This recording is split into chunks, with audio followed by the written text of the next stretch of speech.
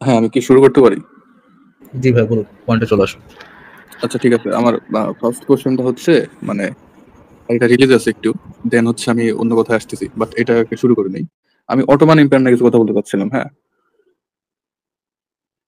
Hello? ওকে বলেন, বলেন, বলেন। আচ্ছা ঠিক আছে। মানে মানুষের দৃষ্টিতে বা বাহ্যিক পৃথিবীর মানে যে হাদিস যেগুলো আপনারা হচ্ছে আরকি আলোচনা করেন বা জিহাদ সম্পর্কে যে কথাগুলো বলেন, যে বিশ্লেষণগুলো করছেন সেখান থেকে তো জানা যাচ্ছে যে আপনাদের কথা অনুযায়ী বলতেছি যে ভিডিও দেখে যা বুঝলাম যে ইসলামে জিহাদটা হচ্ছে আক্রমণাত্মক জিহাদের অনুমতি আছে এবং জিহাদের অনুমতি অবশ্যই আছে। তো সেখান থেকে হচ্ছে মানে মানুষ অন্যান্য ধর্মাবলম্বীদের খুন করা বা আক্রমণ করার যে বিষয়টা এটা তো এলাও আছে না? তো অটোমান এম্পায়ারে কি আসলে মানে সেগুলো ঘটছে কিরকম? কতটুকু ঘটছে বা অন্যান্য ধর্মের মানুষগুলো আসলে থাকতে পারছে কিনা ভালো করে? এই বিষয়ে আরকি একটু আলোচনা করতে চাচ্ছিলাম। ওকে, যদি অটোমান এম্পায়ার এই জিনিসটা ঘটে তাহলে কি হবে, আর যদি না ঘটে তাহলে কি হবে? না, আমি বলতেছিলাম যে অটোমান এম্পায়ারটা কি আসলে ওই আপনার আক্রমণাত্মক জিহাদটা ফলো করছে? নাকি উনারা হচ্ছে নিজেদের মতো করে এম্পায়ার করছে এইটা? ভাই এম্পায়ার তো কখনো মানে ডিফেন্স করে কি কেউ এম্পায়ার বাড়াইতে পারে? এটা কি লজিক্যালি পসিবল? না, তা ডিফেন্স করে আসলে কেউ পসিবল, মানে ইন সাম এম্পায়ার সেন্স যেটাই হোক। পসিবল। হ্যাঁ, ডিফেন্স করে পসিবল। ফর এক্সাম্পল ধরেন আপনি ডিফেন্ড করলেন, ধরেন ডিফেন্ড করে অ্যাটাকার দ্য ল্যান্ড আপনি দখল করে নিলেন, এটাও পসিবল। যে এটাও যে অসম্ভব জিনিসটা এরকম না, বাট যদি ডিফেন্ড করেই তারা এম্পায়ার বাড়ায় বা আক্রমণাত্মক জিহাদ করে তারা এম্পায়ার বাড়ায়, তাতেও ইয়েটা কি, পয়েন্টটা কি আসলে তানজির ভাই? না, আমি আচ্ছা, আমার পয়েন্টটা হচ্ছে যে অটোমান এম্পায়ার কি ইসলামের বাইরে গিয়ে মানে ইসলামের যে কথাগুলো আছে ওগুলোর বাইরে গিয়ে কি মানে তারা আসলে এম্পায়ার গঠন করছে নাকি হচ্ছে তারা ইসলামের আমি ভিতর একটা থেকে করছে? আমি একটা জিনিস জিজ্ঞেস করি তাজদি ভাই। মনে করেন হুম, বাংলাদেশে এখন কয়েকটা ইসলামী আইন আছে, আবার অনেক আইন আছে যেগুলো ইসলামিক না, তাই না? হুম, হুম। তো বাংলাদেশে যদি কিছু আইন থাকে, বাংলাদেশে তো সংখ্যাগরিষ্ঠ মুসলমানের দেশ, তাহলে কি হ্যাঁ। বাংলাদেশের সব আইনই কি ইসলামিক? না, না, না। তাহলে আমরা কোন জিনিসটা নিয়ে আলোচনা করি? বাংলাদেশের আইন নিয়ে আলোচনা করি নাকি ইসলাম কি বলেছে সেটা নিয়ে আলোচনা করি? বাংলাদেশ তো আসলে আর ডেমোক্রেসি মানে গণতান্ত্রিক ভাবেই চলে। এখানে তো আপনার ইসলামিক কোনো কিছুই চলে না। যতই মুসলমান না, মানে ইসলামের কোনো 90% কিছু হোক চলে না 100% সেটা ঠিক না। ইসলামিক আইন এখানে আছে, অনেকগুলো ইসলামিক আইন এখানে কিছু চালু আছে, আছে। কিছু আছে। বাট চালু আছে। কিন্তু বাংলাদেশ তো কিন্তু আসলে আমাদের আমাদের আলোচ্য বিষয়বস্তু কি থাকে? কোন দেশে কি আইন আছে সেটা আমাদের আলোচ্য হ্যাঁ, হ্যাঁ, বিষয়বস্তু থাকে, নাকি হ্যাঁ, হ্যাঁ, ইসলামে কি আইনটা আছে সেটা অনেকে মানতে পারে, অনেকে মানতে পারে না। অনেকে ওই এপ্লাই করতে পারে, অনেকে এপ্লাই করতে না হ্যাঁ, পারে। হ্যাঁ, কিন্তু আমরা তো সেগুলো নিয়ে আলোচনা করি না, তাই না? হ্যাঁ। আমরা কি নিয়ে আলোচনা করি? জি ভাই আপনি বলেন আমি শুনতেছি। আপনি শেষ আমরা করে নেন আলোচনা তারপর করি বলতেছি। আমরা আলোচনা করি ইসলামে কি আছে সেটা নিয়ে। অটোমান এম্পায়ার বা অন্য ইসলামিক শাসন ব্যবস্থার ভিতরে যে আইনগুলা আছে, যে আইনগুলা ছিল সেগুলোর ভিতরে অনেক কিছুই খারাপ ছিল। কিন্তু সেগুলা নিয়ে তো আমরা আসলে বিস্তারিত আলোচনা কখনো করি না। সেগুলো আমাদের আলোচ্য বিষয় না। আমাদের আলোচ্য বিষয় হচ্ছে যে ইসলামে যে বিধানগুলো আছে সেগুলা কতটা ভয়ংকর, কতটা খারাপ সেইটা নিয়ে আমরা আলোচনা করি। এখন কোন অটোমান এম্পায়ার তো একটা বিরাট সময়ব্যাপী ধরে পৃথিবীর অনেক জায়গায় শাসন করছে। হুম, অনেক খলিফা আছে যারা অনেক মানবিক ছিল। আবার অনেক খলিফা আছে তারা মানবিক ছিল না, তারা ইসলামী আইন ফলো করছে। যেমন মোগল সাম্রাজ্যে কি ছিল? আওরঙ্গজেব ছিল কট্টর শরিয়া ফলো করত। হ্যাঁ, সে কট্টর শরিয়া ফলো করে জিজিয়া করকে আবার আরোপ করছে। কিন্তু আবার আকবর আকবর কিরকম ছিল? আকবর ছিল আবার ভিন্ন রকম। আকবর মনে হ্যাঁ, করতো যে একবার একটু মানবিক সব ছিল। ধর্মের মানুষ মিলেমিশে হুম, থাকাটা বেটার। এইজন্য সে রাজপুত মেয়ে বিয়ে করছে, হিন্দু মেয়েদেরকে রানী বানাইছে। এরকমের উদাহরণ আছে। সে সব ধর্মের মিলন চাইতো। এখন আমরা তো মুঘল সাম্রাজ্য কেমন ছিল সেটা এক কথায় বলতে পারি না। কারণ এখানে বিভিন্ন সময় ছিল ভালো, বিভিন্ন সময় ছিল খারাপ। আমরা যেটা নিয়ে আলোচনা করতে পারি সেটা হচ্ছে ইসলামের যে বিধানটা, সেই বিধানটা কেমন ছিল, যেটা আওরঙ্গজেব অ্যাপ্লাই করছিল, জিজিয়া কর আরোপ। এবং হ্যাঁ, আমি এটাই অপমান বলতে চাচ্ছি ভাই, অপদস্থ আমি এটাই বলতে করে, চাচ্ছি। মানুষকে অপমান অপদস্থ করে জিজিয়া করটা আরোপ, সেটা ছিল কিনা। এখন আমরা যদি ইসলামী টেক্সটে দেখি তাহলে আমরা দেখি যে ইসলামী বিধান অনুসারে অনেক যারা কট্টরভাবে শরিয়া ফলো করেছে তারা কিভাবে করেছে সেই জিনিসটার একটা ভিডিও আপনাকে আমি একটু দেখাই। এই ভিডিওটা আপনি একটু দেখেন যে তারা কিভাবে মানে হযরত ওমর, যিনি ইসলামের অত্যন্ত গুরুত্বপূর্ণ খলিফা, দ্বিতীয় খলিফা, সে কিভাবে এই আইনগুলা ফুলফিল করেছে বা চালু করেছে সেটা আমরা একটু দেখি। দেখেন। Is there equality of faith? If we look to one hadith of Rasulullah sallallahu alaihi wasallam, on the authority of Abu Huraira, Sahih Muslim. So no Sunni Muslim can really argue against Sahih Muslim or Sahih Bukhari. Rasulullah said, don't greet the Jews and the Christians before they greet you. And when you meet any of them on the roads, force them to go on the narrow side of it. And Imam Malik, he said the same thing as well. In fact, Umar ibn Khattab, who Rasulullah sallallahu alaihi wasallam, he said that if there was to be another Nabi after me, it would be Umar ibn Khattab in his own charter, not charter of United Nations, in his charter with the people of Sham, with those Christians of Sham, in his charter was Kafir and Muslim, they're not allowed to wear the same clothes as one another.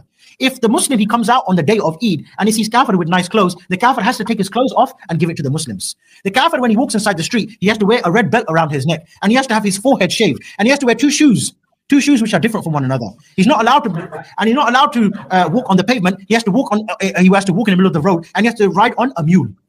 And that's only for the adults, not for the children. And you can see how Islam would make the child become a Muslim. The Kafir, or the child growing up in a state of kufr, he will turn to Islam. Why? Because the child will be walking along with his dad. They say, Dad, yeah, why you got your forehead shaved? I don't know whether these Muslims, they make me do it. Why you got to walk? Why can't you ride the animal like the Muslims? They ride the animal like this. Why are you walking with both legs dangling on the side of the donkey? Why is it every time the Muslim comes to you, he asks you for your clothes, you give it? Why is it every time he tells you to get down from the horse, you have to take it? And not only that, he said the kuffar, they can have their churches. They can have their churches, but they're not allowed to ring the bell. And if a Muslim, he's walking by, let's say, for example, a Muslim's been on Edgware Road, for example. He's had some nice shisha, some nice steak, no hubble bubble. We don't deal with anything like that. And he's walking along and he's rubbing his belly and he's like, oh man, I don't want to upset my wife tonight. What he can do, he can go to the church, knock on the door. John, let me in. Okay, no problem. John has to put up Abdul Ghaffur for the night. Abdul Ghaffur with his big belly, having his nice kebab. John has to open up the church and he has to go there and sleep there nice and comfortable and say, all right, John, thank you, and then carry on going early in the morning. Which wife is going to live with John under that type of circumstances? What kind of honoring is this for me to live with John and Abdul Ghaffur comes every Friday night and sleeps in our bed as well? Of course, because sunnah is to look after the guest, innit? I can't make you sleep on my floor if you can't. You're a Muslim, by the way. So what about when Abdul Ghaffur goes to John's house? John, sleep on the floor, and I'll sleep on the bed. What's going to happen? Tracy's going to be on the floor thinking, my husband, he's got a forehead shaved, and this one, look to this one, Khatab, mashallah. Which one's more attractive? We're not gay. I'm just saying. A man with his forehead shaved and one belt around his neck and two different colored shoes, or Amir Khattab. Amir Khattab, we're talking about here now, with that nice Chechen hat, big beard, a bit to the side. Yeah? And he's got the badges there. La ilaha illallah, la ilaha illallah. Yeah? And he's got a big gun. And he's got a big camouflage jacket on. Nice boots, gloves as well. Even if he's got a couple of fingers missing, still looks attractive. Yeah? What's Tracy going to do? John's in for a problem. He just let him in for a kebab, he lost his own wife as well. So everyone's going to become Muslim. That is, my dear brothers, the Islamic State. আচ্ছা, Islamic স্টেটে এই আইনগুলা যে ISIS যেই Islamic state বানাইছে সেখানে কিন্তু এগুলো চালু ছিল, এবং আল কায়দা যেই কাজ করছে সেখানেও এই জিনিসগুলো চালু ছিল। এগুলো যদি আমরা দেখি, এবং ইসলামে কি আছে আসলে, এই যে দেখেন ইসলামে ওমর যে কাফেরদের সাথে যখন চুক্তি করেছিল, সেই চুক্তিতে কি কি বলা আছে প্রত্যেকটা জিনিস সংশয়.com-এ দেয়া আছে। এই চুক্তিনামাটা পড়লে তো বোঝা যায় যে সেই সময় কাফেরদের কি পরিমাণ অধিকার ছিল, কতটুকু অধিকার ছিল, কতটুকু তারা মানে তৃতীয় শ্রেণীর নাগরিকে পরিণত হয়েছিল, এটা তো পরিষ্কার বোঝা যায়। হ্যাঁ, এবার বলেন ভাই, তাজদি ভাই বলেন। হ্যাঁ, বুঝতে পারছি। এটা হচ্ছে আপনি যে ইয়াটা দিলেন, যে ভিডিওটা দিলেন, এগুলো হচ্ছে মানে ওই আপনার উমর রাদিয়াল্লাহু আনহু, মানে ওই টাইম লাইনের বিষয়গুলো, যে ওই সময় যে উনি যখন মানে খিলাফতে ছিল তখন আর কি এগুলা হয়েছে, এটা তো? হ্যাঁ, সে গল্পাকারে বলছে যে এরকমের ঘটনা ঘটছে, অসম্মান করা হয়তো ইহুদিদেরকে, খ্রিস্টানদেরকে, এবং অসম্মানের জিল্লাত কি জিন্দেগি বলে এটাকে, জিল্লাত দিতে হবে, মানে লজ্জা দিতে হবে। তারা যে কাফের, এই জন্য তাদেরকে রাস্তাঘাটে লাঞ্ছিত করতে হবে, এবং সবসময় লজ্জা দিতে হবে, বাচ্চা কাচ্চার সামনে লজ্জা দিতে হবে, বউ বাচ্চার সামনে লজ্জা দিতে হবে। এই লজ্জা অতিষ্ঠ হয়ে তারা যেন একটা সময় ইসলামটা গ্রহণ করে। আচ্ছা, বুঝতে পারছি। তো এটা সম্পর্কে আমি জানতাম না আসলে, সত্যি কথা যেটা। তো এটা আমি ফার্স্ট দেখলাম। তো এই বিষয় সম্পর্কে আমি অবগত ছিলাম না। আমি আসলে বলতে চাচ্ছিলাম যে, মানে আমার প্রশ্নটা এরকম ছিল যে, অটোমান এম্পায়ারে হচ্ছে যারা মানে একদম উসমানীয় থেকে শুরু করে, ওরহাম থেকে শুরু করে, শেষ মনে হয় আব্দুল হামিদ ছিল। যাই হোক, এই একদম ওসমান থেকে শুরু করে হামিদ পর্যন্ত, সুলতান আব্দুল হামিদ পর্যন্ত যে মানে টাইম লাইনটা ছিল অটোমান এম্পায়ারের। তো সেই সময় আমি বলতে চাচ্ছিলাম যে, বিভিন্ন ধর্মাবলম্বীও তো মানে মানুষ বা গোষ্ঠী যারা ছিল, তারা হচ্ছে অটোমান এম্পায়ারের ভিতরে বসবাস করতো। তো তাদের তো মানে একটা ভালো সুযোগ দেওয়া হতো, বা সম্মানের সাথে বসবাস করার সুযোগ দেওয়া হতো। এইগুলো আসলে বলতে চাচ্ছিলাম যে, বসবাস করার সুযোগ যে দেওয়া হতো, সম্মানের সাথে বসবাস করার সুযোগ দেওয়া হতো, এটা যদি আপনি একটু রেফারেন্স সহ আমাদেরকে দেখাতেন। রেফারেন্স বের করতে একটু টাইম লাগবে। এই রেফারেন্সটা আপনি কোথা থেকে পড়েছেন? মুসলমানদের লিখিত বই থেকে, নাকি ইহুদিরা যারা ওখানে বসবাস করতো তারা লিখেছে যে আমরা খুবই সম্মান পাইতাম, আমাদের কাছে আমাদের খুবই সম্মান করতো মুসলমান? না, এটা আমি মুসলমানদের ওখান থেকে পড়ছিলাম, কোনো ইহুদি থেকে না, মানে প্রাইমারি সোর্স। কিন্তু আসিফ ভাই, আসলে আপনি একটু আগে যেটা পুরোপুরি ভাবে বর্ণনা করে দিলেন, বলে দিলেন যে এইখানে ধরেন এই কি নাম তাজদি ভাই যদি দেখাইতে পারে যে তাদেরকে আসলে সর্বোচ্চ সম্মান দেওয়া হতো ওখানে, এটার সাথে ইসলামের কি কোনো সম্পর্ক থাকবে?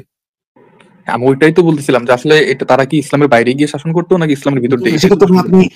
সেটা তো আপনি দেখবেন যে ইসলামে কি বলা আছে আর তারা কি করছে, এই দুটার মধ্যে মিল আছে নাকি অমিল আছে, এটার মাধ্যমে, ঠিক না? হ্যাঁ, ইসলামে কি বলা আছে আসলে? ইসলামে হচ্ছে এম্পায়ার গঠনের জন্য কি বলা আছে? এম্পায়ার আমি গঠনের তো জন্য ভাই অমুসলিমদের যে ট্রিটমেন্ট যেটা সেটা নিয়ে কথা হুম, হচ্ছে, ঠিক না? হ্যাঁ ওটাই বলতেছি। তো আপনি তো আপনি জানেন না নাকি আসলে, মানে অ্যাকচুয়ালি, মানে জেনুইনলি আপনি মানে এই ব্যাপারে মানে জানতে চাচ্ছেন, আসলে জানেন না যে ইসলামে বিধানটা কি? মানে অমুসলিম ওই একটা মুসলিম স্টেটে অমুসলিমরা কিভাবে থাকবে, আমি তাদের রাইটস। আপনাদের ভিডিও দেখছি অনেকগুলো। ভিডিওতে যা বলছেন এগুলো সব শুনছি, বাট আমি হচ্ছে আপনার কিছু রেফারেন্স আছে, হচ্ছে দেখা যাচ্ছে যে ইসলামে বলা আছে যে কাউকে নিরাপদভাবে হত্যা না করতে। তারপরে বলা হচ্ছে যে যে যার ওয়েট মতো ওয়েট ধর্ম পালন ওয়েট করবে। ওয়েট ওয়েট ওয়েট কি বললেন আবার একটু বলেন তো, কাউকে কি বললেন? কাউকে মানে কোনো নিরপরাধীকে অপরাধকারীকে হত্যা না করতে। আচ্ছা, ঠিকই বলছো, ইসলামে এটা ঠিকই ইসলামে বলছো আপনি। সবচেয়ে ভয়ঙ্কর অপরাধ কোনটা?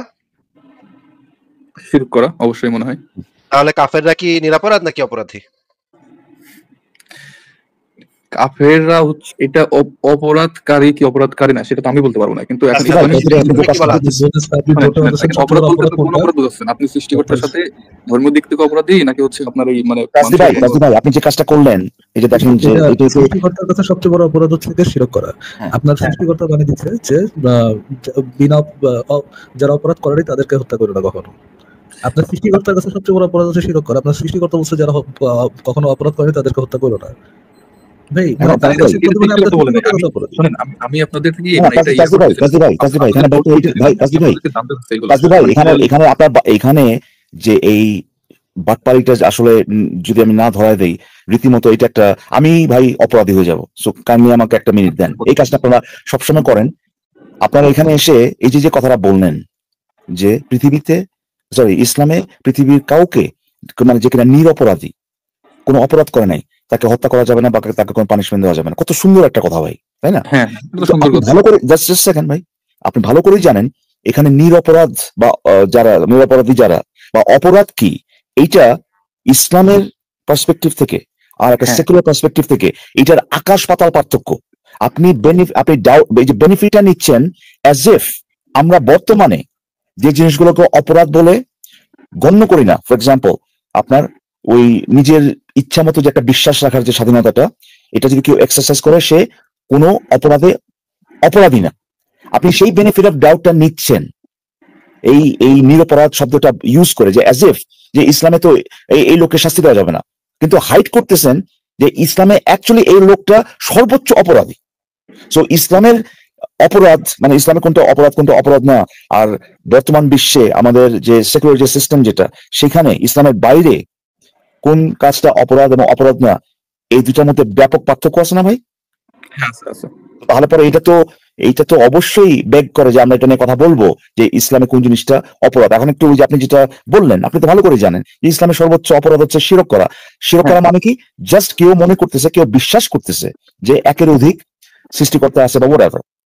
এটা এটা ইসলামে, সরি ভাই আমি বলতেছি যে এটা ইসলামের দৃষ্টিকোণ থেকে মানে সব থেকে বড় অপরাধ, জানি না এটা আসলে বড় অপরাধ হবে ঠিক আছে, কিনা, সবচেয়ে বড় অপরাধ না হোক ভাই, সবচেয়ে বড় আচ্ছা, অপরাধ না হোক, অপরাধ আমি নেই clear তো। করিনি। আমি বলেন, আচ্ছা, আপনি বলেন তো। আমরা একটু এই বিষয়ে রেফারেন্স দেখে নিই। রেফারেন্সে এই জিনিসটা বলা আছে, তাফসিরে এই জিনিসটা বলা আছে খুব পরিষ্কার ভাবে, কোনো রাগঢাক না করে খুব পরিষ্কার ভাবে এটা জিনিসটা।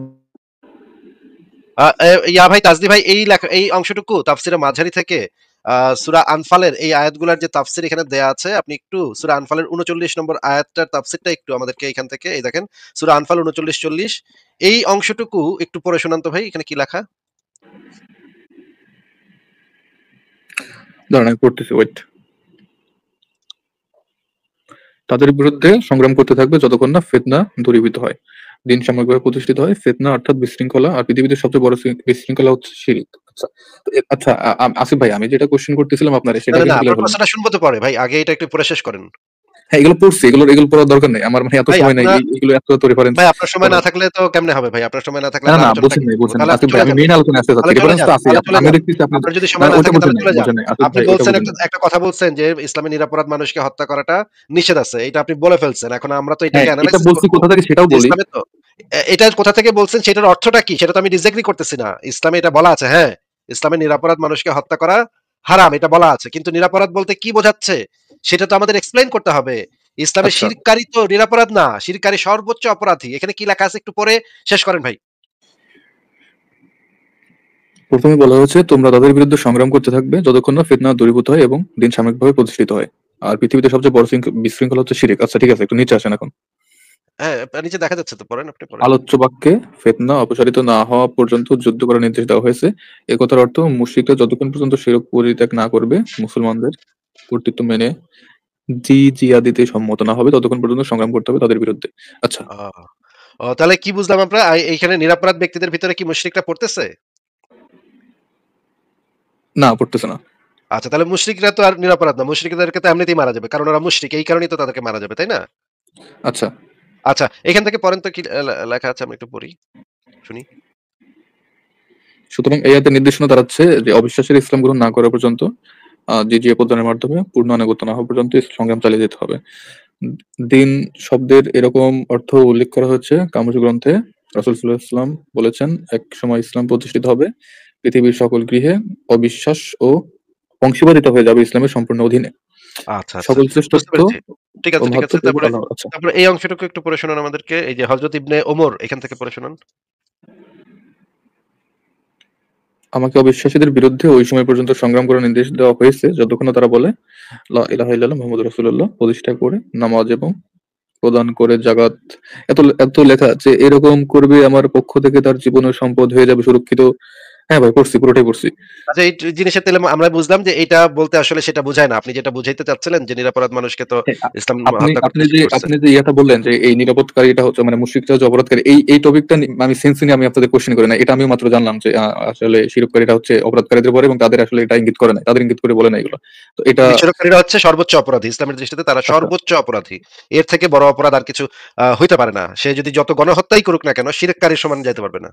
তাহলে তাহলে কি মানে এই নিরপরাধকারী যারা আছে এদের বলতে কি মানে শুধু মানে ইসলামের বাইরে যারা আছে সেই দৃষ্টিকোণ থেকে তাহলে সবাই অপরাধী, সেটা বলতেছে? অবশ্যই, অবশ্যই যারা শিরক করে তারা অবশ্যই ফিতনা ফাসাদ, এটাকে বলা হচ্ছে ফিতনা ফাসাদ।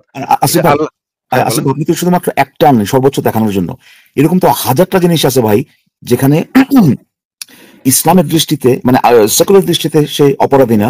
ধরেন কেউ সুদ দিল বা সুদ খাইলো, ইসলামের বাইরে এই জিনিসটা এইটা কেউ যদি করে সে কি অপরাধী হবে আসিফ ভাই? না, ইসলামের বাইরে অপরাধী না, কিন্তু ইসলামে অপরাধী, তাই না? ইসলামে কিন্তু যে সুদ খাইছে বলে ভাই তাকে আপনি, আচ্ছা আমার এখানে একটা ভাই কোশ্চেন আছে। কেমন করে ভাই আপনি নিরপরাধী এখানে একটা যে মানে একটা চামে চামে যে একটা সুযোগ নিয়ে এখানে ইসলামকে আমি সুযোগ নিচ্ছি না ভাই, আমি তো সুযোগ দিতে নিলেন আপনি, ইসলামকে মানে হোয়াইট ওয়াশ করলেন যে আরে বাপরে বাপ কি এক মানে মানে মহা মতবাদ, নিরপরাধী সৃষ্টি দেন। অথচ দুজন প্রাপ্তবয়স্ক লোক তারা নিজেদের মধ্যে নিজেদের সম্মতিতে তারা একটা রিলেশনশিপে আছে। এটা কি ভাই ইসলামের বাইরে ধরুন উন্নত বিশ্ব যেগুলো আমরা বলি সেখানে কি এটা অপরাধ? অবশ্যই অপরাধ না ভাই, কিন্তু ইসলামে অপরাধী এবং তাদেরকে আপনি শাস্তি দিতে পারে। এরকম হাজারটা জিনিস নিয়ে আসা যায় যেখানে একজন মানুষ ইসলামে অপরাধী বলে, এরকম ভাই অসংখ্য এক্সাম্পল আছে যেটা মানে ধর্মীয় দিক থেকে। তাহলে পরে এই জিনিসগুলো তো ভাই এভাবে ঢালাও ভাবে যদি আসা এক লাইনে যদি বলেন ইসলাম তো ভাই নিরপরাধী বা কি যেন কোনো কারণ ছাড়া তো ভাই কাউকে শাস্তি দেয় না, হত্যা করে না, এইটা তো বাটপাড়ি হয়ে যায় তখন। এটা তো ভাই কারচুপি হয়ে যায়। এটা তো আসলে ওই ইনফরমেশন হাইড করে মিথ্যা কথা বলা, যেটা এটা একটা ব্যাপার আছে না, আপনি কিন্তু মানে কাউকে ডিসিভ করতে পারেন, প্রতারণা করতে পারেন ইনফরমেশন হাইড করে। নেসেসারিলি যে মিথ্যা কথাই বলতে হবে এমন কোনো কথা নয়, কিন্তু ইনফরমেশন হাইড করে। কোন ইনফরমেশন হাইড করছেন? এই যে ইসলামের অপরাধ আর যে সেকুলার যেটা ইসলামের বাইরে যেটা, দুইটা এক জিনিস না। এইটা আপনি হাইড করে ইসলামকে মানবিক, ইসলাম যে একটা রাইচাস একটা ধর্ম, হ্যাঁ এটা এখানে যে আপনার মোরাল একটা ধর্ম, হ্যাঁ এইটা দেখানোর চেষ্টা করছেন। এই কথা বলে যে ইসলাম নিরপরাধীদেরকে কিছু করতে বলে না বা হত্যা করতে বলে না, কিন্তু পুরো ব্যাপারটা। ইকবাল ভাই, আপনাকে আমি যদি বলি, মনে করেন ইউরোপের রাস্তায় গেলাম, এরা তো ইসলাম সম্পর্কে আসলে জানে না কেউ, হ্যাঁ ইহুদি, এদেরকে গিয়ে বললাম তোমরা জানো ইসলাম একটা কথা বলেছে, আল্লাহ একটা কথা বলেছে, তোমরা নিরপরাধ করে মানুষকে হত্যা করো না। ইহুদি, খ্রিস্টান, হিন্দু, বৌদ্ধ ওরা কি ভাববে? ওরা নাস্তিক, ওরা কি ভাববে? বাহ, আসলে আসিফ ভাই আপনি যেটা বলতেছেন এই কারণেই এখানে আমি আমার এখানে ইন্টারাপ্ট করতেই হয়েছে, কারণ এই বেনিফিটটা, এই কারচুপিটা, এই প্রতারণাটা ওরা গত 20 বছর যাবত মারাত্মক ভাবে করতেছে। এই যে ডিটেলস যেগুলা, এই যে আপনার ডিসক্লেমার যেগুলা, এই যে আপনার ফাইন পয়েন্ট যেগুলা, এগুলো হাইড করে যারা কিনা নাইভ, ধরেন ইসলাম সম্পর্কে ধারণা নাই, তাদের কাছে এইভাবে ইসলামকে উপস্থাপন করতেছে। এবং তারা ভাবতেছে আরে একটা ধর্ম মানে যে নিরপরাধী, কোন অপরাধ করে নাই, তাকে শাস্তি দেওয়ার বিরুদ্ধে বলছে। মানে আবার আল্লাহ কইতে চাই তুই যদি নিরপরাধী শাস্তি দাস তাহলে পরে কি যেন বলছে, আল্লাহ না সরি মোহাম্মদ, তোর এগেইনস্টে আমি কথা বলবো, এরকম বলছে না? মানে খুব মারাত্মক। এগুলো শুনলে পরে বাহবা দিবে, তাই না? মানুষ ওয়াও কি এক ধর্ম রে ভাই, কিন্তু পুরোটাই তো প্রতারণা, তাই না? পুরোটাই প্রতারণা এটা। আচ্ছা, এই আসিফ ভাই, এই একটা আয়াত বের করতে পারবেন? সূরা মুমতাহিনা 8 নম্বর আয়াত। হ্যাঁ, হ্যাঁ, বের করতে পারবো। একটু কনটেক্সটটা বলেন। মানে ওই আয়াতটা পড়লে আমি বুঝতে পারবো আরকি। আমি ওই বের করেন হচ্ছে এই আপনি কি টপিক নেই। আপনি কি ওই এই আয়াতটার তাফসীর পড়েছেন? জি, এই আয়াতটার তাফসীর পড়েছেন? আমি নিশ্চিত আপনি আপনি কোন তাফসীর পড়েন নাই। জাস্ট তাফসীর পড়িনি। তাফসীরটা একটু যদি পড়ে আসতেন, কারণ আপনি যেই প্রশ্নটা করবেন সেটা তাফসীরে খুব পরিষ্কারভাবে দেয়া আছে ভাই। আচ্ছা, আপনি ওটা বের করেন, সমস্যা নাই। তারপরে বের করেন। 1 আচ্ছা, মিনিটও লাগবে না। জাস্ট সূরা মুমতাহিনার কত মুমতাহিনা। নম্বর? 8 8 হ্যাঁ, 8 ভার্স 8। আচ্ছা, ঠিক আছে। এই জিনিসটা আমরা একটু দেখি। কোনো সমস্যা নাই। আমরা সেই জিনিসগুলো ভালো করে আ পড়বো এবং দেখবো এখানে কি বলা আছে। এই যে সূরা মুমতাহিনার 8 নম্বর আয়াত, এখানে বলা হচ্ছে, "দিনের ব্যাপারে যারা তোমার বিরুদ্ধে যুদ্ধ করেনি এবং তোমাদেরকে স্বদেশ থেকে বহিষ্কার করেনি, তাদের প্রতি মহানুভবতা দেখাতে এবং ন্যায় বিচার করতে আল্লাহ তোমাদেরকে নিষেধ করেন না। নিশ্চয়ই আল্লাহ ন্যায় বিচারকদের ভালোবাসেন।" আরেকটা অনুবাদে বলা হচ্ছে এই যে এটা। হ্যাঁ, এখন এরকম। হ্যাঁ, হ্যাঁ, বলেন আপনি বলেন। এই আয়াতটা কখন নাজিল হয়েছিল? যে এই যে আবু বকরের যে আসমা রাদিয়াল্লাহু আনহার জননী আবু বকর সিদ্দিকীর স্ত্রী কুতাইলা হুদাইবিয়া সন্ধির পর কাফের অবস্থায় মক্কায় পৌঁছান। তিনি কন্যা আসমার সঙ্গে জন্য কিছু উপঢৌকন নিয়ে আসেন, কিন্তু আসমা সেই উপঢৌকন নিজের মা, কিন্তু নিজের মা, আসমার মা, যেহেতু সে কাফের ছিল, সেই উপঢৌকন নিতে অস্বীকার করে। তখন রাসূলুল্লাহ বলে যে তুমি এটা নিতে পারো। জননী তোমার মা, নিজের মা দেখা করতে আসছে কিছু উপহার নিয়ে। যদিও তিনি কাফের, কিন্তু তুমি তার কাছ থেকে উপহারটা নিতে পারো। এই সময়, যে সময় এই জিনিসটা নাজিল হয়েছে, সেই সময় মুহাম্মদ এবং তার যে মদিনায় যে তার চেলাচামুন্ডা, তাদের অর্থনৈতিক অবস্থা খুবই খারাপ এবং তারা এবং এই সময় যেই মানে খাদ্যদ্রব্য এবং উপহার সামগ্রী নিয়ে আসছিল, সেটা নিতে মুহাম্মদ তাকে বলছে যে তুমি এগুলো নিতে পারো। এবং এইখানেই এই আয়াতটা নাজিল হয়েছে, দিনের ব্যাপারে যারা তোমার বিরুদ্ধে যুদ্ধ করেনি এবং তা আমাদের স্বদেশ থেকে বহিষ্কার করেনি, তাদের প্রতি মহানুভবতা দেখাতে এবং ন্যায় বিচার করতে আল্লাহ তোমাদেরকে নিষেধ করেন না। মজার ব্যাপার হচ্ছে, এই আয়াতটা একটা মানসুক আয়াত হয়ে গেছে। কিভাবে সেটা আমি দেখাচ্ছি বের করে। এই আয়াতটা হচ্ছে একটা মানসুক আয়াত। মানসুক আয়াত মানে হচ্ছে গিয়ে এই আয়াতটার কার্যকারিতা এখন আর নাই। এই আয়াতটা এখন শেষ হয়ে গেছে। এই আয়াতটার কার্যকারিতা শেষ হয়ে গেছে সূরা তওবার নাজিলের মধ্য দিয়ে। আপনি কি একটা জিনিস জানেন যে নাসেখ মানসুখ কাকে বলে তাজদি ভাই? জি, না, এটা জানি না। নাসেখ মানসুখ হচ্ছে যে কোরআনের যে আয়াতগুলা আমরা যে কোরআনটা পাই, সেই কোরআনটা তো যেই ধারাবাহিকতায় নাজিল হয়েছিল, সেই ধারাবাহিকতাটা তো কোরআনের ভিতরে নাই, তাই না? হ্যাঁ, আপনি বলেন, শুনতেছি।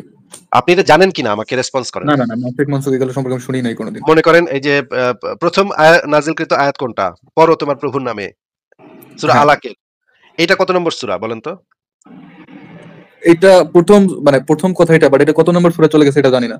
এটা হয়তো সম্ভবত ভিতরে এগুলো। 95 সূরা, 95 নম্বর, 95 বা 96, আচ্ছা, 90 মানে প্লাস, হ্যাঁ 90। ধারাবাহিকতাটা বজায় নাই, তাই তো? বুঝতে পারছি। হ্যাঁ, আমি আপনাকে যেটা বলতে চাচ্ছি যে কোরআনের ভিতরে ধারাবাহিকতাটা বজায় নেই। কোনটা আগে আসছে কোনটা পরে আসছে, এটা আপনি কোরআন পড়ে বুঝবেন না। কোরআন পড়ে আপনার বোঝার উপায় নেই কোনটা আগে আসছে কোনটা পরে আসছে। এখন ইসলামের যে বিধান, সেই বিধানটা হচ্ছে যে শেষে যেই বিধানটা নাজিল হয়েছে সেটা হচ্ছে আইন হিসেবে প্রযোজ্য। কি বলছি ভাই? আবার একটু বলেন তো। আইন হিসেবে প্রযোজ্য, মানে শেষে যে বিধানটা নাজিল হয়েছে। হ্যাঁ, যেমন ধরেন মদের আয়াত, মদ পানের আয়াত। প্রথম আয়াতে বলা আছে যে তোমরা মদ খাও, মদের ভিতরে ভালো আছে, মন্দও আছে, উপকারও আছে, অপকারও আছে। এরপরে বলছে আচ্ছা, তোমরা আচ্ছা, বুঝতে পারছি। আসিফ ভাই, না, তাহলে আমি মানে একটু শেষ করে মেইন নিই। প্রিন্সিপাল একটু কোরআনের একটু শেষ করে নিই। হ্যাঁ, একটু শেষ করে বলেন। নিই ভাই, একটু শেষ করে নিই। আসিফ ভাই একটা এরপর সেকেন্ড, আসিফ ভাই একটা হ্যাঁ, সেকেন্ড, একটা সেকেন্ড। তাসদি ভাই, এই আয়াতটা কি আসিফ ভাই নিয়ে আসছেন, আপনি নিয়ে আসছিলেন? না, আমি নিয়ে আসছিলাম। তাহলে পরে ভাই এখন আবার আসিফ ভাই, তাহলে আমি মেইন ওখানে কেন ভাই? এটা আয়াত আনার পরে উনি যদি যে কনসেপ্ট গুলো দরকার এই আয়াতের মধ্যে কি বলা আছে এবং সেটার ইয়েটা কি আপনার অ্যাপ্লিকেশনটা এখনো আছে কি নাই, এটা বোঝানোর জন্য যেসব কনসেপ্ট গুলো দরকার আপনি আরো ইয়ে হবেন ভাই, মানে গ্রেটফুল, আপনি গ্র্যাটিটিউড সহকারে বলবেন যে আচ্ছা ঠিক আছে, একটা জিনিস জানতেন না আপনি, এই নাসেক মানসুক নাকি এটা আসিফ ভাই তার সময় ব্যয় করে আপনাকে বুঝায় দিচ্ছে। আপনি এখন এই নিজেই যে আয়াত নিয়ে আসছেন এটা নিয়ে আর আপনি কথা বলতে চাচ্ছেন না ভাই। এটা তো খুবই না, মানে আমি তো দুঃখজনক বলতেছি না, এই আমি কথা জিনিসটা। বলতে চাচ্ছি না। আমি তো বলতেছি আমি আরো এগুলো ডিসকাস আপনি কথা বলবেন কি করে? আপনি যদি না জানেন এই যে কনসেপ্ট গুলো দরকার এই আয়াতটা বোঝার জন্য এবং এই আয়াতের যে যেটা মানে এটা কতখানি প্রযোজ্য এটা বোঝার জন্য যে কনসেপ্ট গুলো দরকার সেটাই আপনি জীবনে শুনেনই নাই ভাই।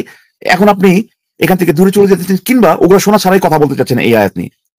এটা তো হইল না রে ভাই। না, আমি তো শোনা ছাড়া বলতে চাচ্ছি না। আমি এখন একটা তাহলে পরে আপনি কেন তাকে বলছেন ভাই মেইন অঞ্চল আছে এই আসিফ ভাইকে এটা মানে এই তার যে বক্তব্য যেটা এই নাসেক মানসুক কিভাবে হয় এটা স্টপ করে কেন ভাই অন্য জায়গায় যেতে যাচ্ছেন? প্লিজ একটু। আমি তো স্টপ করে অন্য জায়গায় যাচ্ছি না। আমার কথাটা কি আপনি শুনছেন আমি কি বলতে চাচ্ছি?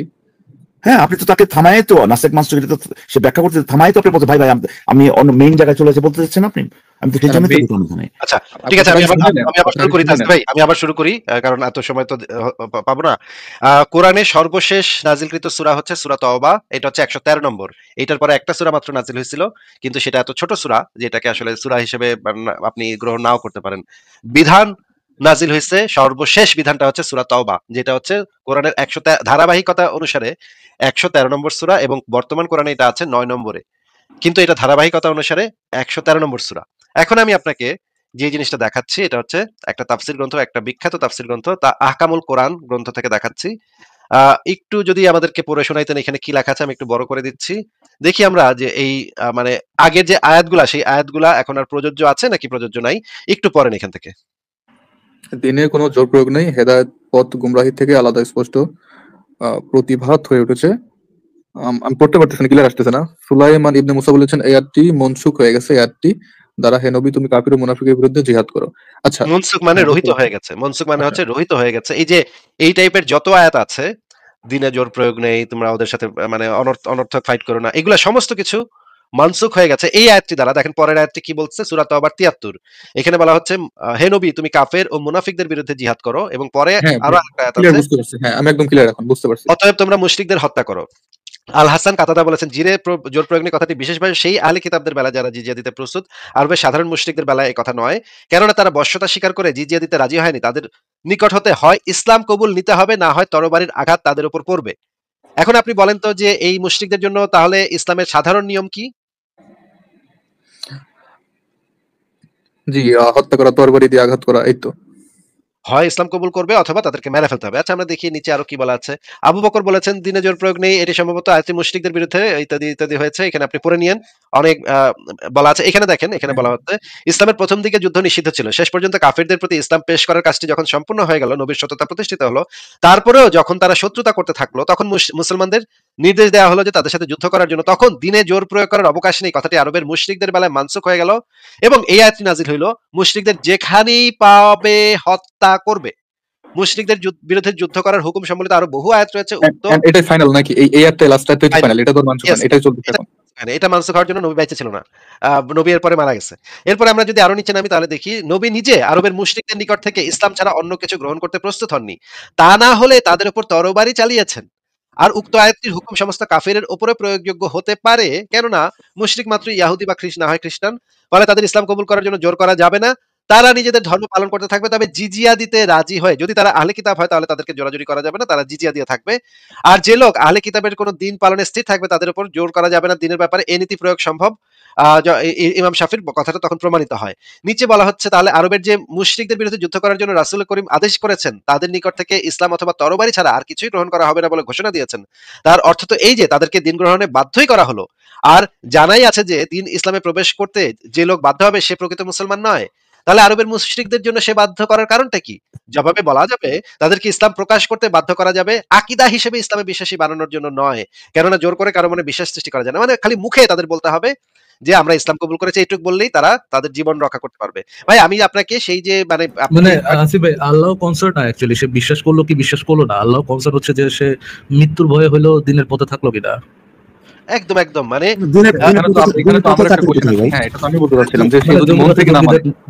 জঙ্গিদের সাথে থাকলো কিনা, মানে জঙ্গিদের ধর্ম কবুল করলো কিনা। আচ্ছা একটা কথা এখানে আসিফ আরো একটা জিনিস একটু দেখানি আপনার, তাহলে পরের প্রশ্নটা আর করার দরকার পড়বে না।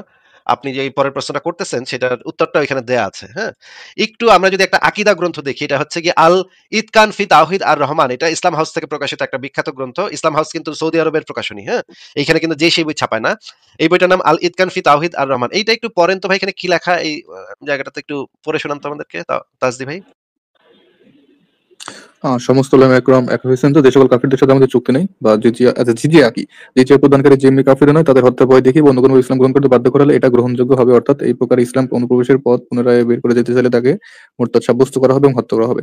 এই বিষয়ে দলিল হলো রাসূল সাল্লাল্লাহু আলাইহি ওয়াসাল্লামের কথা, যা আমরা পূর্বে উল্লেখ করেছি, যেখানে বলা আছে আমাকে আদেশ করা হয়েছে মানুষের সাথে যুদ্ধ করার জন্য যতক্ষণ না তারা বলে ইলাহা ইল্লাল্লাহ। আচ্ছা এখানে আমি বুঝছি, এটা বুঝছি, এখানে ইসলামী তো বলা আছে যে যে ইসলামের যে বিশ্বাসগুলো যে মুখে স্বীকার করতে হবে এবং অন্তরে বিশ্বাস করতে হবে, এটা তো ইসলামে বলা আছে। তো এখন আমি অন্তরে স্বীকার করতেছি না, মুখে ভয় স্বীকার করতেছি, কংগ্রাচুলেশন, আপনি ইসলামে কি একটা কন্ট্রাডিকশন বের করে নিয়ে এসে দেখালেন আমাদেরকে। তাহলে এটা কনফ্লিক্ট হয়ে গেল না? না, অন্তরে বিশ্বাস করার জন্য নির্দেশ দেওয়া হয়েছে, কিন্তু মানুষকে তো আর অন্তর খুলে খুলে চেক করে না যে তুমি অন্তরে বিশ্বাস করছো কি করো নাই। এটা যদি দুইটাই হয়, দুইটাই যদি রিকোয়ারমেন্ট হয়, তাহলে কি এটা আপনার প্রবলেম নাকি ইসলামের প্রবলেম? ইসলামের প্রবলেম, কিন্তু তারপরেও ফারাজ ভাই অন্তর তো এখানে ইসলামী শরীয়ত তো মানুষের অন্তর দেখে না, ইসলামের শরীয়ত দেখে যে সে মুখে ইসলাম কবুলটা করছে কিনা সেটা দেখবে, অন্তরে কার কি সেটা তো কারোর পক্ষে যাচাই করা সম্ভব না। বাট এটা তো আবার ইসলামেই বলা আছে যে অন্তরে বিশ্বাস করতে হবে। আমি আমার আপনি ইসলাম থেকে কন্ট্রাডিকশনটা বের করলেন, কংগ্রাচুলেশনস। সেটা বলা হয়েছে, নির্দেশ দেওয়া হয়েছে, কিন্তু তার মানে তো এটা না যে আপনি অন্তরে বিশ্বাস না করে মুখে বলতেই পারবেন না। এমন তো না যে অন্তরে বিশ্বাস না হলে মুখটা আটকায় যাবে, লা ইলাহা বলার সময় মুখটা আটকায় যাবে, তা তো না ভাই, এটাও তো বলতে পারবেন। এবং এখানে বলা হয়েছে যে এই যে ভয়ভীতি দেখায়, আক্রমণের ভয়ভীতি দেখায় যদি ইসলাম গ্রহণ করা হয় তাহলে সেটা ইসলামে সম্পূর্ণ গ্রহণযোগ্য, এবং এরপরে আপনি বাইরে হতে পারবেন না এখান থেকে, কারণ বাইরে হলে মুরতাদ সাব্যস্ত করে হত্যা করা হবে। এখানে আরো অনেকগুলো আছে, দেখেন যে জিনিসটা বলা আছে আরো অনেকগুলা, আমি স্ক্রল করে যাচ্ছি, আপনি একটু পড়ে নিন পরে। এই যে দেখেন এখানে কি লেখা, ইবনুল আরবি বলেন, একজন মুসলিম যখন কোনো কাফিরের সাক্ষাৎ পায় যার সাথে কোনো চুক্তি নেই তবে তাকে হত্যা করা বৈধ। কথাটার মানে কি ভাই, তাজদি ভাই একটু যদি বলতেন এই কথাটা, এই লাইনটার মানে কি? এই যে মুসলিম যখন এমন সাক্ষাৎ পায় যার সাথে কোনো চুক্তি নেই তার জন্য তাকে হত্যা করা বৈধ। একটু যদি অর্থটা বলতেন, এটা সেন্টেন্সটা পড়লেন আপনি, অর্থটা যদি বলতেন আমাদেরকে। যার সাথে মানে এমন যদি কোনো কাফের পায় যার সাথে কোনো চুক্তি নেই, অর্থাৎ কোনো সমঝোতা হয়নি বা কোনো মানে চুক্তিবদ্ধ হয় না, এরকম যদি কোনো কাফের পাওয়া হয় তাহলে তাকে হত্যা করা বৈধ, এটা বলছে। নাসিব ভাই, মানে এই যে জঙ্গিরা যে আল্লাহ আকবার বলে বিভিন্ন জায়গায় যে ফুটে যায়, তাহলে কি এটা বৈধ ইসলাম অনুযায়ী? 100% বৈধ, তবে নিজের পেটে বোমা বাইন্ধা ফুটা যাওয়া এটা নিয়ে ইখতিলাফ আছে, যে আত্মহত্যা, কাফের মারাটা বৈধ, কাফের মারাতে কোনো সমস্যা নেই, কিন্তু নিজের মরবে কিনা সেটা নিয়ে ইখতিলাফ আছে। যে মোহাম্মদ না বলছে যে আমি মরতে চাই এরকম 14 বার রিপিট করছে না মোহাম্মদ নিজেই। কিন্তু এটা নিয়ে মানে ইসলামিস্টদের ভিতরে নানা মতভেদ আছে যে আত্মহত্যা করাটা এটা ইসলামে জায়েজ নাকি জায়েজ না। So surprising. ওটা আমরা বাদ দিলাম, কিন্তু অন্য কাফেরদের মারা এটা সম্পূর্ণ বৈধ। এই বিষয়ে তাতে কোনো দ্বিমত নাই, কোনো আলেমের ভিতরে কোনো দ্বিমত নাই যে কাফেরদের, তাদের তো চুক্তি নাই তাদের। আপনি এই যে নিজে মারা যাওয়াটা নিয়ে মানে দ্বিধাদ্বন্দ্ব আছে, তাদের ভিতরে মারামারি আছে, মানে তর্ক বিতর্ক আছে। আচ্ছা ইয়া ভাই, তাজদি ভাই, আপনি যদি আরেকটু পড়তেন আমাদেরকে, শুনাইতেন এখানে আর কি কি লেখা আছে। কাফিরদের রক্তের ব্যাপারে মূলনীতি হলো তা বৈধ, চুক্তি বা অন্য কোনো কারণে একজন কাফিরের রক্ত নিষিদ্ধ হয়, চুক্তি না থাকলে তা বৈধ। অপরদিকে মুসলমানের রক্তের ব্যাপারে মূলনীতি হলো তা নিষিদ্ধ, আচ্ছা তা বৈধ হয়। চুক্তি 3 প্রকার হতে পারে: জিজিয়া, যুদ্ধবিরতি, ইসলামী রাষ্ট্রে অল্প সময়ের জন্য আশ্রয় গ্রহণের চুক্তি। এই সকল চুক্তি কোনোটাই যে কাফিরের সঙ্গে মুসলিমদের নেই তাকে আক্রমণ করা এবং মুসলিম হতে বাধা করা, কি মুসলিম হতে বাধা করা বৈধ, বাধ্য করা বৈধ। এরা বাধ্য হতে ইসলাম গ্রহণের পর দুনিয়ার বিচারে মুসলিম হিসেবে গণ্য হবে, আর তাদের অন্তরের বিষয় আল্লাহর নিকট। ওয়াও, চমৎকার চমৎকার সব কথা লেখা আছে এই বইতে, আমরা আরো ভালোভাবে পড়ি। আমরা একটু আপনার বিষয়ে তারা কনসার্ন দেখেন ভাই, অন্তরের বিষয় শুধুমাত্র আল্লাহর কাছে। মূলত হচ্ছে তাকে পাবলিকলি করতে হবে যে আমি জঙ্গি ধর্মে আছি, বাট ভিতরে কি হচ্ছে এটা আল্লাহ দেখবে। আচ্ছা ভাই, আসিফ ভাই, আপনি যে জঙ্গিদের কাজগুলো দেখাইতেছে এই পর্যন্ত যে কটা দেখাইলেন সবগুলো মানে একটা আর্টিকেল থেকে নাকি ডিফারেন্ট আর্টিকেল থেকে? আসিফ ভাই, একটা অনেকগুলো আর্টিকেল এগুলো আছে। আপনি যদি ইসলামে অমানবিক দাসপ্রথা এটা পুরাটা পড়েন, এটার ভিতরে সবকিছু আছে একসাথে, কিন্তু এই জিনিসগুলো আপনি পাবেন, এটার জন্য আলাদা আলাদা আর্টিকেল আছে। ওকে, আপনি মানে যদি আমি তাহলে কি এটা হোল্ড অন ভাই, যদি আপনার দর্শকরা এই বিষয়গুলো জানতে চাই যেগুলো আপনি এই পর্যন্ত এক্সপ্লেইন করলেন, যেগুলো রেফারেন্স পর্যন্ত দেখাইলেন, এটার জন্য কি মাল্টিপল আর্টিকেল পড়তে হবে না একটা আর্টিকেলের মধ্যে সব দেওয়া আছে যে ইসলাম অমানবিক দাসপ্রথার মধ্যে সবগুলো দেওয়া আছে? ইসলাম এবং অমানবিক দাসপ্রথার ভিতরে সবকিছু দেওয়া আছে একসাথে, কিন্তু যদি আপনি একটা স্পেসিফিক বিষয় খুঁজেন, যে মানে স্পেসিফিক এইটুক শুধু আপনি খুঁজতে চান, তাহলে এই যে জ্ঞানকোষ পাতাটাতে ঢুকে এই যে আক্রমণাত্মক জিহাদ, এই চ্যাপ্টারের নিচে যেগুলো আছে সেগুলো একটা একটা করে দেখবেন। এগুলোর ভিতরে খন্ড খন্ড করে দেওয়া আছে, কারণ মানে বড় লেখা মানুষ পড়ে না, পড়তে চায় না, এই জন্য আমি আবার খন্ড খন্ড করে দিয়ে দিচ্ছি। তো এইখান থেকে দেখেন যে এখানে দেখেন যে কি ভয়ঙ্কর ভয়ঙ্কর কথা আছে ভাই, এগুলো না পড়লে মাথা টাথা একেবারে হয়ে যায়। হ্যাঁ, এগুলো যদি আমি এখন একটা একটা করে পড়ি, ভাই আপনি না কিছুক্ষণ পর, তাজদি ভাই আপনি একটু পরে বমি করা শুরু করবেন, এবং আমি যদি দাসীদের সাথে ওইগুলা আনি তখন তো আপনি বমি করা শুরু করবেন। আমার মনে হয় আমরা যথেষ্ট দেখাইছি। আসিফ ভাই, কিন্তু আসিফ ভাই, যদি কেউ কোনো ব্যক্তি নিরপরাধী হয় তাকে তো ইসলামে শাস্তি দেওয়া যাবে না, এটা কেন আপনি উল্লেখ করতেছেন না? আবার এইটা কিন্তু আলোচনা করা হয়েছে। হ্যাঁ, ঠিক আছে। হ্যাঁ, এটা আছে ইকবাল ভাই। এটা আমি স্বীকার করছি তো আছে। হ্যাঁ। কিন্তু নিরপরাধ শব্দটার অর্থটা এইখানে আমাদেরকে বুঝে নিতে হবে, বুঝতে হবে। একটু যদি ঢুকেন ভিতরে তাহলে দেখবেন ভাই একেবারে মানে এটা মানে কি কোন একটা অন্য জগতে চলে গেছে। এখানে তাহলে তো নিরাপত্তাটা এরকম যদি আপনি একটু ফিল আউট করেন, মানে ইকবাল ভাই ইসলামের গোলাপ ফুলের যদি কয়েকটা পাপড়ি ছিলেন, একটু ইসলামের তোমার গোলাপ ফুল। তরতাজা ঘু, মোহাম্মদের তরতাজা ঘু। সেটা একটু দেওয়া হচ্ছে মানুষকে এখানে, তাই না? তাজদি ভাইকে একটু হেল্প করা যাক যে উনি তাজদি ভাই আপনি আরেকটা চেষ্টা করতে পারতেন। সূরা বাকারার 256 আর সূরা কি বলে এটাকে? এটা হচ্ছে সূরা নাম্বার 5 এর সূরা মাইদার 32 নম্বর আয়াত। এই দুইটা যদি আপনি আইন আমাদের সাথে একটু তর্ক করতে পারতেন।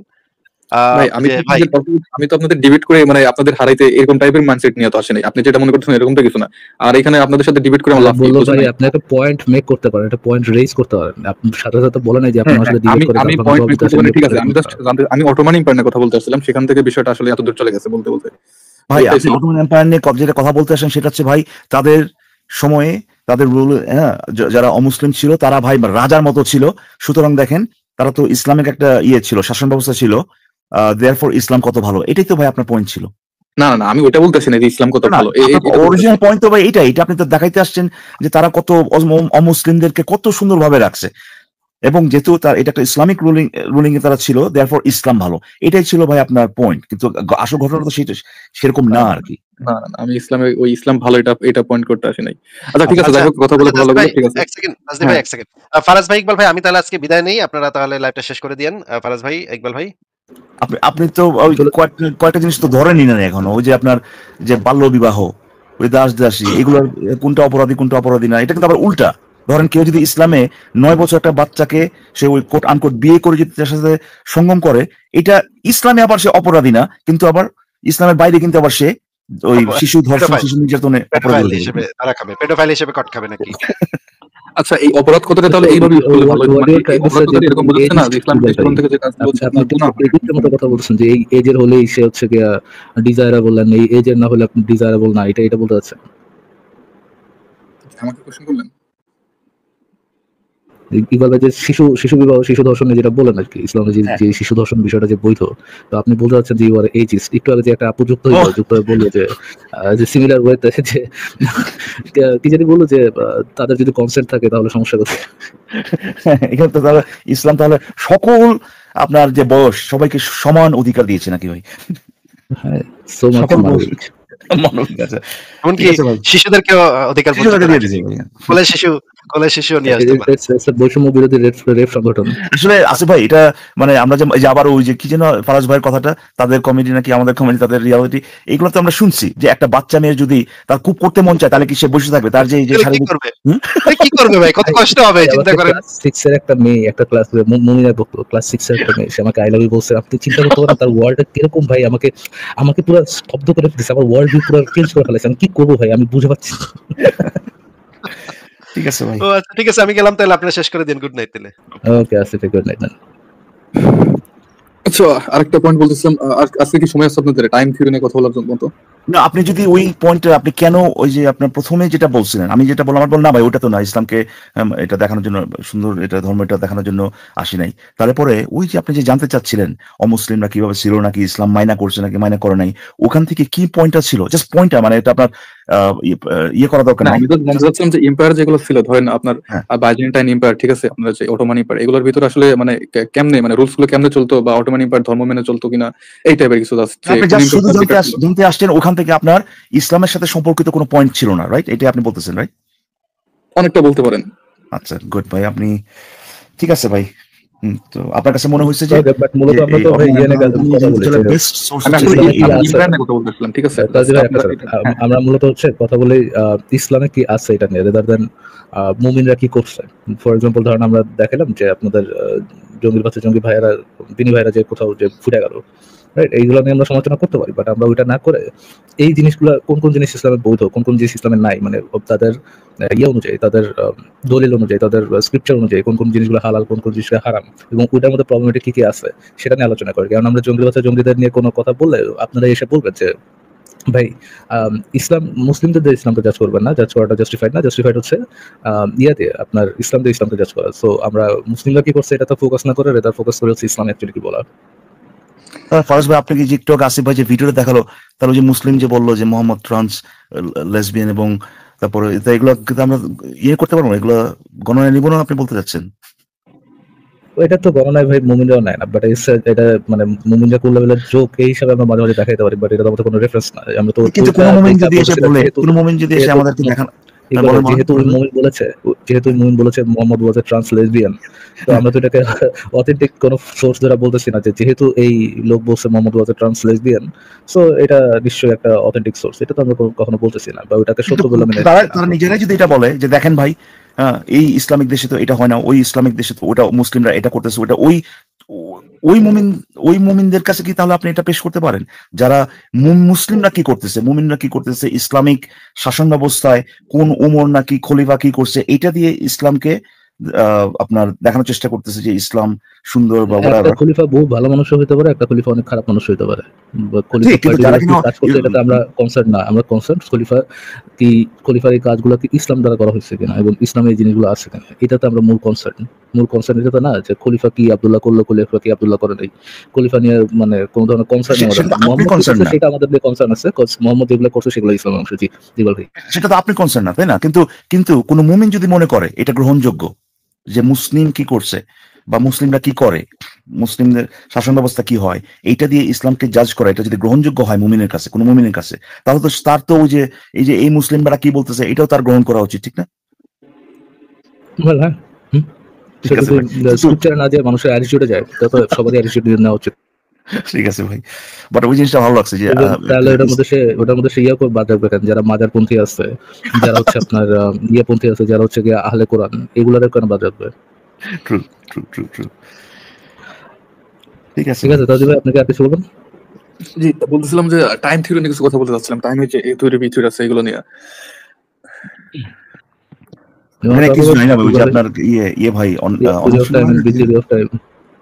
হ্যাঁ, কি যেন অন্বেষণ ভাই তো নাকি আকবর ভাই, আকবরুল আজিম। না আমি ওনার গানে কথা বলতে শুনছি ভাই, এটা ওনারা হয়তো বা আচ্ছা হ্যাঁ, এটা ওনার ব্যাখ্যা করতে পারবেন আর কি। আচ্ছা ঠিক আছে, তাহলে আপনি অমিত ভাই আসলে ওনার সাথে কথা বলেন। I think A theory of time and B theory of time আমাদের থেকে অমিত ভাই অনেক ভালো বলতে পারবে। মানে উনি কটার দিকে আসে বা কখন আসে ঠিক নাই ভাই, ওনার কোনো কন্ট্রাক্ট নাই অ্যাকচুয়ালি, উনি যখন আসে তখন আপনি যুক্ত হতে ট্রাই করতে পারেন আসলে, বা আপনি তাকে মেসেজ করতে পারেন, ফেসবুকে সে অ্যাভেলেবল, ফেসবুকে মেসেজ করতে পারেন। আচ্ছা বুঝতে পারছি। এখন এমনি আমার একটা ডাউট ছিল, এটা কোশ্চেনটা করি যায়। তো তাহলে কি আমরা আসলে এই যে এই এম্পায়ার যেগুলো ছিল, Ottoman empire, Byzantine empire, whatever যেগুলো ছিল, প্লাস হচ্ছে আপনার যে খিলাফত যেগুলো ছিল, তো তাহলে কি আমরা মানে এটা আমি জাস্ট জানার জন্য বলতেছি, আপনি মানে অ্যানসারটা জানলে আমার উত্তর দিন। তাহলে কি মানে ওই খিলাফতের যে স্ট্যান্ডার্ড গুলো, যে স্ট্যান্ডার্ড মেনে চলছে, অটোমানরা যে স্ট্যান্ডার্ড মেনে চলছে, বা যে আপনার নীতিগুলো, প্রিন্সিপাল গুলো মেনে চলছে, এগুলো কি এক না, বা এগুলো কি ভিতরে ডিফারেন্স আছে নাকি? দেখেন এটা একটু মোটামুটি কমপ্লেক্স একটা কোশ্চেন। ফর এক্সাম্পল আপনি যদি পড়েন, আপনি যদি শরীয়তের আইন পড়েন, বিভিন্ন খেলাফতের সময় বিভিন্ন শরীয়তের আইন ছিল, শরীয়তের আইনগুলো পড়লো আপনি, ওটার মধ্যে বিভিন্ন ধরনের পাবেন। ধরেন শরীয়তের আইন বানায় কিভাবে, আইডিয়া আছে তাদের ভাই কিভাবে শরীয়তের আইন বানানো হয়, ইসলামিক শরীয়ত কিভাবে বানানো হয়, এটাই কোরআন হাদিস দ্বারাই মানে তাদের আলেমরা বসে বসে তাদের জ্ঞান বুদ্ধি ছাড়া একটু আইডিয়া আছে, বাট পুরো থিমটা জানি না, একটু আইডিয়া আছে মানে এরকম আপনার জ্ঞান মুফতিদের ফতোয়া অনুযায়ী মানে ইয়েটা করা হয়, শরিয়াটা করা হয় আর কি। নাও দ্য থিং ইজ, আপনি অনেক ক্ষেত্রে বিভিন্ন শরিয়া, বিভিন্ন এম্পায়ারের বিভিন্ন খেলাফতের শরিয়ার মধ্যে পার্থক্য পাবেন, অনেক বেসিক লেভেলের পার্থক্য পাবেন। এখন তারা কদ্দুর কি ইসলাম মেনে করছে, কদ্দুর কি ইসলাম মেনে করে নাই, হয়তো বা অনেক কিছু ইসলাম মেনে করছে, হয়তো বা অনেক কিছু ইসলাম মেনে করে নাই। ফর এক্সাম্পল আমাদের দেশে যত ইয়ারা ছিল, যত এম্পায়ার আসছিল, তারা কি সবকিছু ধরে ধরে কোরআন মেনে করছে না, সবকিছু কোরআন হাদিস মেনে করে নাই, অনেকটা কোরআন হাদিস মেনে করছে, অনেকটা কোরআন হাদিস মেনে করে নাই। তারা ইকবাল ভাই আপনাকে অলরেডি যেটা বলেছে যে তাদের ইন্ডিভিজুয়াল কাজকে যাচাই করে দেখতে হবে। আপনি যদি অ্যাকচুয়ালি এটা নিয়ে জানতে চান, ওটা কি করতে হবে, আপনাদের ইন্ডিভিজুয়াল কাজগুলো বের করতে হবে, কাজগুলো বের করে দেন যাচাই করে দেখতে হবে যে কোনটা অ্যাকচুয়ালি কোরআন হাদিসের সাথে মিলতেছে, কোনটা কোরআন হাদিসের সাথে মিলতেছে না, কোনটা গোজা মিলতে তারা কোরআন হাদিসের সাথে মিলানোর চেষ্টা করতেছে, এবং কোনটা মধ্যে গোজা মিলাই সেটা সরাসরি কোরআনের হাদিসের সাথে মিলতেছে। একটা ইন্ডিভিজুয়াল কাজের সাথে মানে কাজ বের করে মিলানো দরকার। যেহেতু আমার এই জায়গায় ইন্টারেস্ট নেই, আমি এটা কখনো মিলাতে চাইনি। আপনি যদি ইন্টারেস্টেড হন, গো ফর ইট। ঠিক আছে, বুঝতে পারছি। ওকে থ্যাংক ইউ যুক্ত হওয়ার জন্য তাজি ভাই, টেক কেয়ার দেন।